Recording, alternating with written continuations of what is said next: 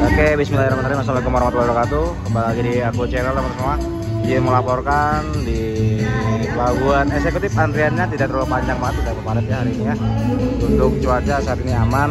Pukul ini jam 16.55 pada tanggal 23 Desember hari Jumat ya. Nggak terlalu rame juga. Dan di sini kita dihibur juga dengan musik-musik ya. Di sana cuma ada musik, kita nggak tahu deh. Kena copyright apa enggak, kita nggak tahu ya.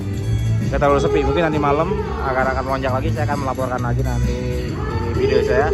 Jadi teman-teman semua jangan lupa kalau di like and subscribe channel saya dan dukung channel saya. Share juga, follow juga Instagram saya, aku channel 89 teman-teman saya. Oke, ini ada mobil kedatangan lagi guys.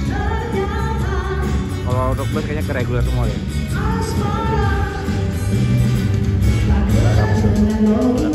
Di situ ada pengecekan ya. Pengecekan jam gitu ya. Terima kasih teman-teman semuanya. Oke, itu juga banyak udah. Ini nunggu kapal.